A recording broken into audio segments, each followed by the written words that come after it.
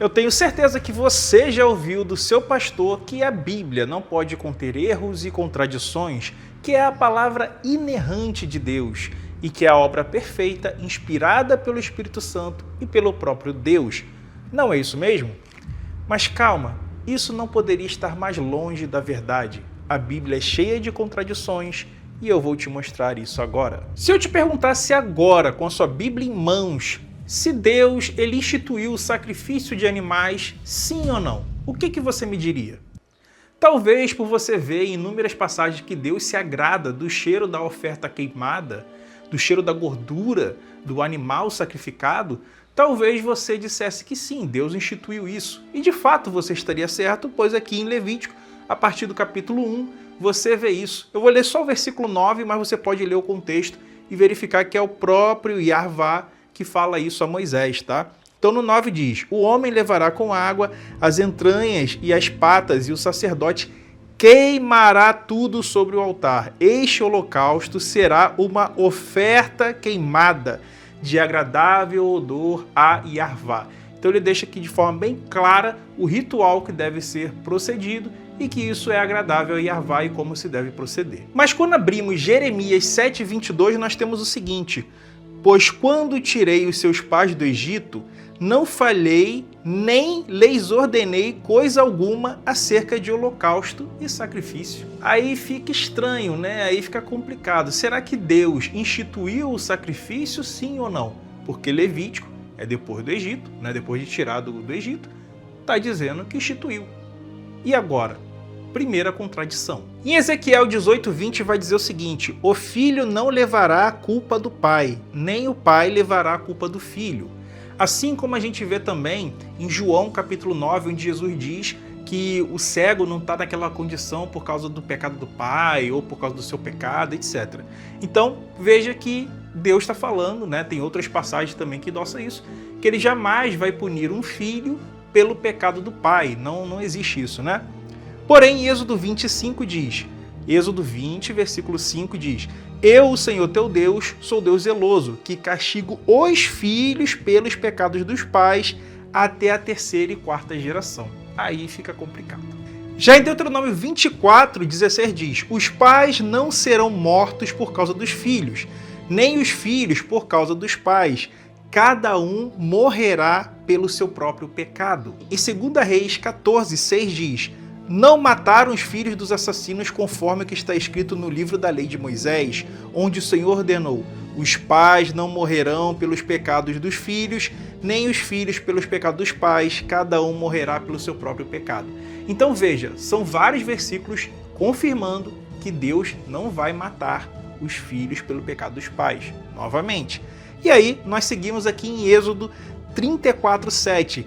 Deus que mantém seu amor a milhares e perdoa a maldade, a rebelião e o pecado, contudo, aqui já é uma adversativa, né? Não deixa de punir o culpado, castiga os filhos e os netos pelos pecados dos pais até a terceira e quarta geração. Então assim, minha gente, não tem condições. Em um versículo diz que os filhos e os netos não são punidos, em outro diz que ele pune. Aí a gente vai para 2 Samuel 12:14. Mas, porque com este ato você deu motivo aos inimigos do Senhor para blasfemar, o filho que lhe nasceu morrerá. Esse aqui é o caso do filho de Davi com Betseba. Davi e Betseba, pela lei, deveriam ser apedrejados até a morte. Porém, aqui Deus não mata Davi e Betseba, mas mata o filho de Davi e Betseba. Novamente, entrando em contradição. Se eu te perguntasse, Deus é o único na Bíblia ou existem vários deuses? Certamente você, por ideologia religiosa, vai dizer: não, existe somente um Deus, Deus é único.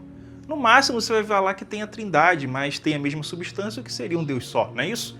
E se você for religioso? Se você for ateu, provavelmente você sabe que isso não é verdade.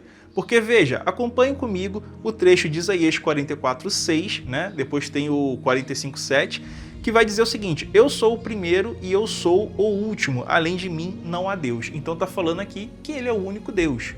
Em Isaías 45:7 ele diz: eu crio as trevas, eu crio a luz, eu crio o bem, eu crio o mal, não há outro Deus que faça todas essas coisas senão somente eu, né? Então Isaías 45:7 também vai endossar isso. Porém, quando a gente vai Em trechos como Deuteronômio 32, 8 e 9, é dito que o Altíssimo, Elion, ele distribuiu a terra e quem herdou a terra do Deus Elion foi o Deus Yarvá, ou seja, ele herda somente o povo de um outro Deus. Mas em Deuteronômio 4:35 já vai contradizer isso. Olha só, ao te mostrar essas coisas, Deus quis te ensinar que o Senhor, ou seja, Yarvá, é Deus e que não há outro além dele. E aí nós temos mais uma contradição com Salmos 82, que vai dizer no versículo 1, Deus preside a Assembleia Divina, no meio dos deuses julga. Então aqui, novamente, a Assembleia de El, né?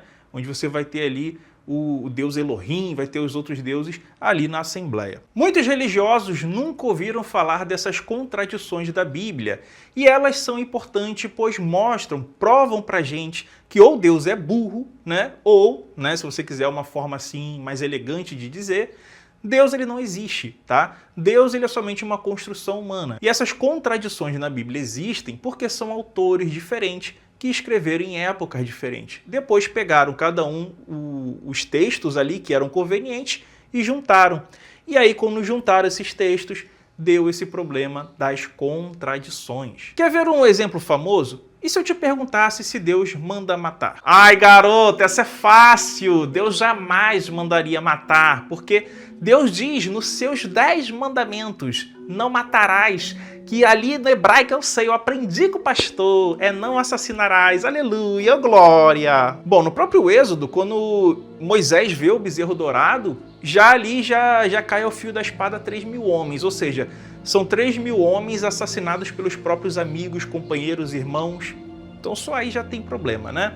Porém, em 1 Samuel 15, do 1 ao 3, Deus ordena que sejam executados todas as pessoas dos amalequitas, todo mundo, mulheres, crianças, todos eles, inclusive até animais inocentes.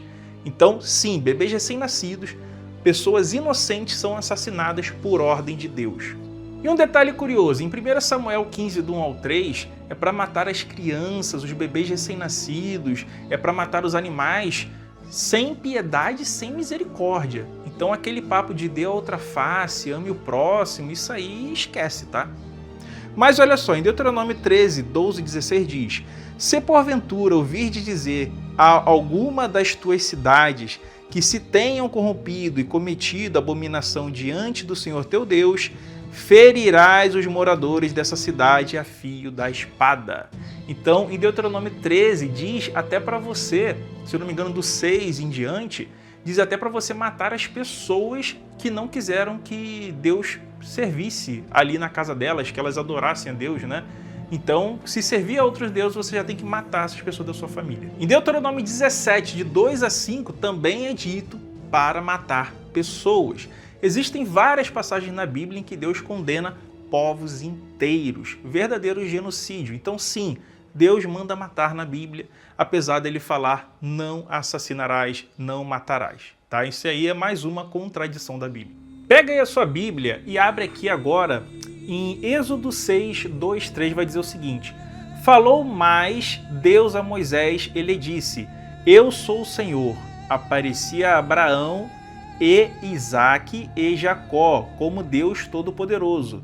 Mas pelo meu nome, Yarvá, e o de Revavirreu, tetagrama, não lhes fui conhecido. Olha o problema que nós vamos entrar agora, meus colegas. Gênesis 12, 8 vai dizer o seguinte, edificou um altar ali a Yarvá e invocou o nome do Senhor. Complicado, né? Então nós temos aqui um texto que claramente desmente o outro. Sim, era invocado o nome do Senhor como Yarvá. Gênesis 15, 7 vai dizer o seguinte, e disse-lhe mais, eu sou o Senhor. Quando tem Senhor, já sabe, né? É Yarvá, e o de Revavirreu, tetagrama, YHWH. Vai dizer aqui o seguinte aqui, ó, que te tirei de Ur dos Caldeus para dar-te esta terra como herança. Então, já era conhecido o nome Yarvá, sim. Gênesis 28, 13 a 16. Então eu mostrei para vocês que Abraão conhecia Yarvá, agora é Jacó, tá? Olha só. Eu sou o Senhor Yarvá, o Deus de Abraão, teu pai. Isso aqui ele falando para Jacó, tá? E o Deus de Isaque, a terra em que estás deitado, eu a darei a ti e à tua descendência. Então, mais uma contradição. Sim, Deus já se revelara para Isaque, Jacó e Abraão. Gênesis 32, 9 e 12. Olha só, vai ter aqui o seguinte. Ó Deus de meu pai Abraão, Deus de meu pai Isaque, Yarvá, que me disseste, volta à tua terra e à tua parentela e te farei bem. Então, note, é contradição atrás de contradição. Qual desses versículos é o correto? Qual desses textos é o correto? Fica complicado para o crente responder. Em Números 23:19 é dito que Deus não é homem para que minta, nem filho do homem para que se arrependa. Porém, ele se arrependeu de haver feito homem sobre a terra e exterminou toda a humanidade. Muitos aqui vão querer usar de um malabarismo, como em todas essas passagens que eu estou mostrando para vocês, para dizer que ali Deus se entristeceu. Porém, ele, ao fazer o ato de destruir a humanidade, para ver se dá jeito, ali mostra sim um arrependimento. E não só entristecer. Entristecer você fica triste, mas deixa seguir, né? Ali não, ali Deus ele tentou consertar, corrigir. Então teve um arrependimento da sua parte, um ato de correção naquilo que ele tinha feito. Outra contradição é que em Tiago 1,13 diz que Deus não tenta ninguém. Porém, você sabe que Deus tentou a Abraão, né? Fazendo com que ele chegasse ao ponto de sacrificar o seu filho. Porém, Deus o impediu de última hora. Então Deus experimentou sim. O próprio Jó foi experimentado, né? Foi tentado. Então sim, Deus tenta pessoas na Bíblia e testa sua fé. O que é estranho, pois um Deus onisciente não deveria testar e tentar ninguém, como o próprio homem no Jardim do Éden. Aquilo ali foi uma espécie de teste, a qual o homem teria falhado e o plano perfeito de Deus teria ido por água abaixo. Essas contradições estão provando para você que Deus não pode ser onisciente, ele não pode ser todo-poderoso, pois como alguém onisciente vai falar uma coisa, né, em uma passagem e depois se desmentir em outra? Isso daí é contra a natureza de Deus. Como eu já havia explicado, são pessoas diferentes em épocas diferentes escrevendo textos para uma comunidade diferente. Quando se junta tudo isso e cria uma Bíblia, ou seja, uma reunião de livros, essa reunião de livros vai conter contradições, porque não há Deus ali, não há Espírito Santo ali, não há inspiração divina. Existem somente ideologias políticas que estão sendo implantadas no texto para vender o ideal do autor para a comunidade. E quando esses conflitos ideológicos batem de frente, surgem as contradições. Então assim, você só vai continuar a ser enganado, feito de trouxa, achando que a Bíblia não tem contradição se você quiser. Eu, se eu fosse você, sinceramente, eu anotaria todos esses capítulos e versículos, todas essas contradições que foram ditas aqui nesse vídeo, levaria a uma autoridade religiosa, a um padre, a um pastor, e questionaria de boa fé, de bom coração. Você poderia me explicar? Como é que Deus diz, não matarás e manda matar, não assassinarás e manda assassinar? Por exemplo, lá no dia em Números 15, 32 a 36, onde ele manda assassinar o homem que estava somente pegando um graveto no dia de sábado. Né? Então ele fala, não matarás, não assassinarás e manda matar, manda assassinar. Isso é estranhíssimo, né? Diz que não tem outros deuses, mas está recebendo a terra de um outro deus, de Elion. Estranho. Então assim, essas contradições precisam ser respondidas. E a sua função, ir em grupos de WhatsApp, onde tem ali o seu pastor, onde tem o seu padre, perguntar, ir à igreja, perguntar, questionar. Perguntar para os outros irmãos. Perguntar não ofende. Pelo menos não deveria. Então questione, pergunte, anote tudo isso que eu falei. Vá até a sua liderança religiosa, compartilha esse conteúdo aqui com todos os seus amigos, com os crentes, faça reunião de célula e pergunte, gente, vamos questionar aqui o que foi falado por esse ateu? Isso faz sentido ou não faz? Isso é verdade ou não é? Só não seja enganado, só não seja feito de trouxa.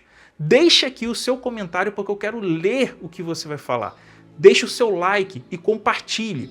E olha que interessante, muitas pessoas dizem para você que o mito do dilúvio da Arca não é verdadeiro. Mas e se eu te dissesse que não é? Portanto, eu vou deixar aqui agora o vídeo para você assistir e conferir.